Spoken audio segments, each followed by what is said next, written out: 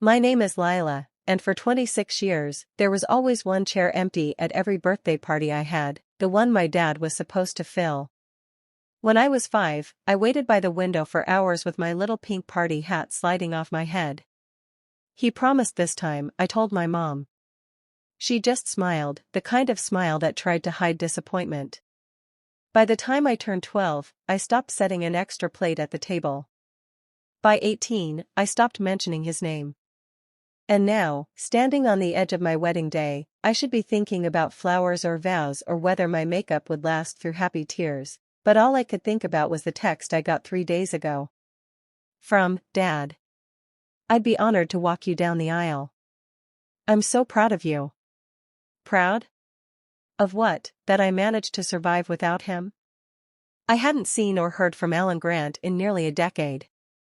No birthdays, no graduation, not even a phone call when Mom had her surgery. And now, suddenly, he wanted to walk me down the aisle, like he was some fairy tale father returning for the climax. I stared at my phone screen for hours. I typed a dozen replies. Deleted them all. Until finally, I sent just one word. Why? No answer. Just silence. Like always. That night, my fiancé Jacob found me on the couch, staring blankly at our wedding vision board. You okay? He asked softly. I handed him the phone. He read the message, his brows knitting.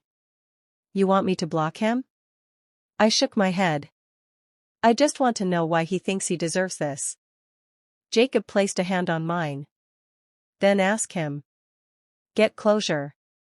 You don't owe him anything, but you do owe yourself peace. He was right. So I did it. I sent the message that changed everything. Let's meet. 1 hour. Café Luna. I didn't know then that the meeting would haunt me more than his absence ever had.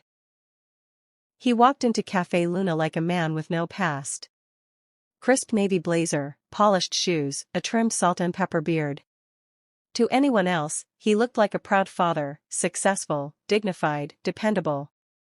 But I saw him for what he was, the man who turned birthdays into question marks, who turned silence into a habit. I sat at the back, tucked in a corner, watching him glance around the room. I almost hoped he wouldn't see me. That maybe he'd give up and leave, like he always had. But then his eyes landed on mine, and a wide, practiced smile spread across his face. Lila, he said like we'd spoken yesterday. Wow. You look so grown. I am grown, I replied flatly. 26. You missed most of it. He paused, then slid into the seat across from me like we were catching up after a long vacation. I deserve that. No, I said. You don't. You don't deserve a seat. You don't deserve a moment. But I gave you one. Use it wisely. His smile faltered, just slightly. Your mom and I. We were complicated, he began. I held up a hand. Don't talk about her. This isn't about her. It's about you. And me. And 26 years of silence. He swallowed. I thought I was doing what was best. I didn't want to disrupt your life. She didn't want me around, and She didn't want to flake around, I cut in. You didn't even send a card. A letter. You were a ghost. A beat passed. Then, the line he'd clearly practiced, but I'm here now. And I'd like to be part of your life again. Start fresh. I laughed, a bitter, small thing. You want to start fresh on my wedding day? You missed all the hard parts, and now you want the honor of walking me down the aisle, as if you earned it? His eyes flinched. I hit the mark. I was wrong, he admitted. I was selfish. And afraid. But watching you become this strong, brilliant woman. I just wanted to be proud out loud. Make one thing right. He pulled something from his pocket, a photograph, worn at the edges. It was a picture of me at 5 years old, in my birthday dress, holding a balloon and smiling toward the camera. Behind me, an empty chair. I carried this with me everywhere, he whispered. I stared at the photo. My heart twisted, but not with forgiveness. You had a photo, I said. I had the emptiness. He leaned forward. Lila, just let me do this one thing. Let me walk you down the aisle. I stood up slowly, my hands trembling. You don't get to pick the moment that matters. You missed them all. And this one isn't yours to take.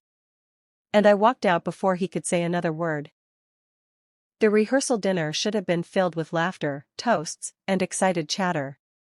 Instead, I felt a tension tightening around my ribs with every minute that passed. Because he showed up.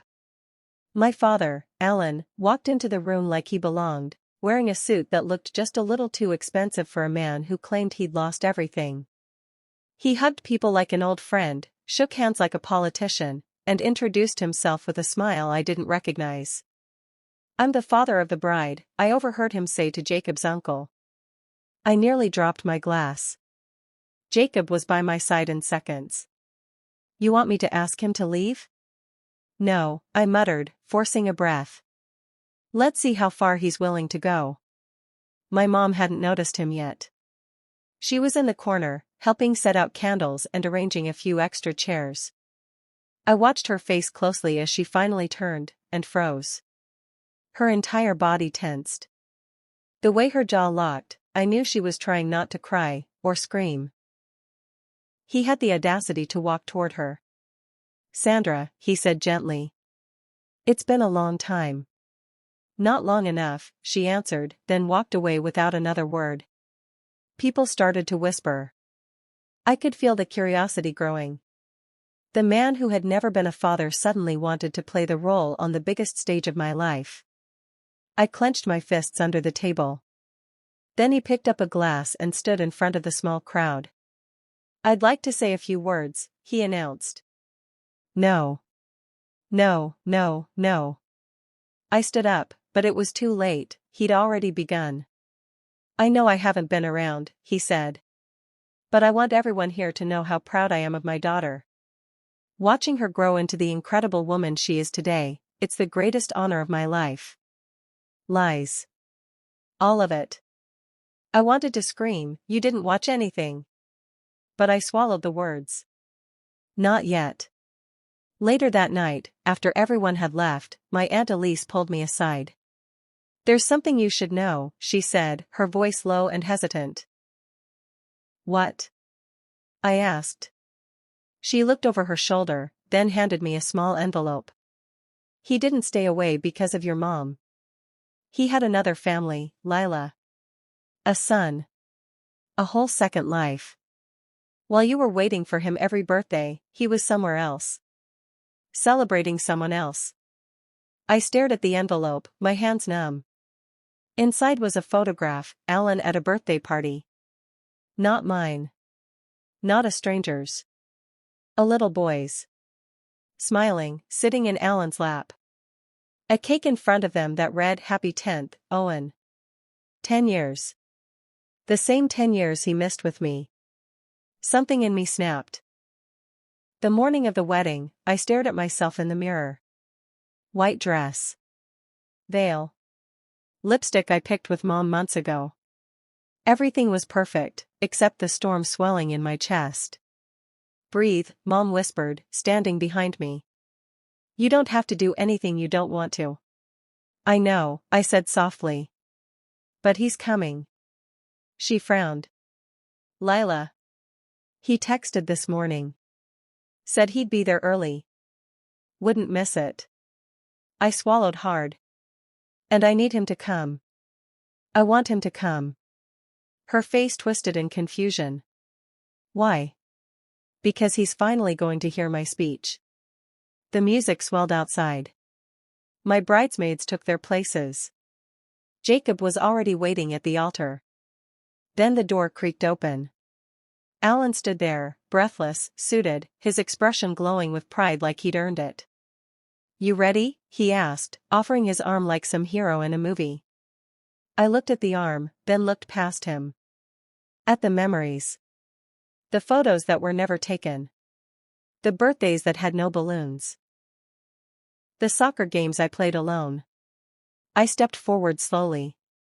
And then, I stopped. The music paused. People turned. My heart pounded as I raised my voice, not loud, but strong enough to freeze the room. You can sit down now, Alan. My mom will walk me down the aisle. Gasps echoed. Alan blinked.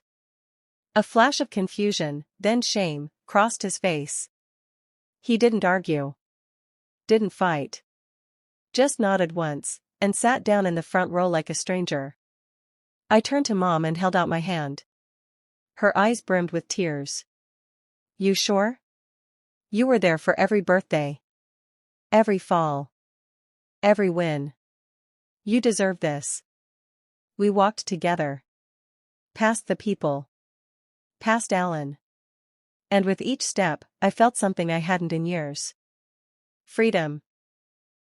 The vows were beautiful. Jacob's voice cracked halfway through his, and I barely got through mine without crying. But somewhere in the back row, I could feel Alan, silent, still, and forced to watch the moment he thought he'd steal. After the ceremony, people kept whispering. Some praised my strength. Others avoided eye contact, unsure what to say. But I didn't care. Because for the first time in my life, I wasn't waiting for him to show up. At the reception, I took the mic for my speech. I looked out across the room, at friends, at family, at the people who built me brick by brick. Then my eyes landed on him. And I began. I grew up wondering why one chair at my birthday parties was always empty. I thought maybe I wasn't lovable enough. Maybe I wasn't enough for him to stay. A hush fell over the room. But I realize now, the empty chair was never about me. It was about someone who didn't know how to show up. Not for birthdays, not for recitals, not for scraped knees or report cards. Alan lowered his gaze. The crowd stayed frozen. I used to dream that one day he'd come back and explain everything. That he'd make it up to me. That he'd walk me down the aisle. But that's not what happened. What happened was this. I looked at Mom. Then Jacob. Then every person who never left. I became whole without him. I found joy, love, and family without him. And today, I finally say the words I've waited my whole life to say. I turned to Alan directly. You are not my beginning. You are not my ending. And you do not define me. There was a long silence. Then, applause. Tears. Hugs. And the final fracture of the bond one never really had, finally, cleanly, broken. Alan left before dessert. No goodbyes. No more speeches. Just, gone. And I danced into my new life, not as the girl who waited by the window, but as the woman who finally closed the door,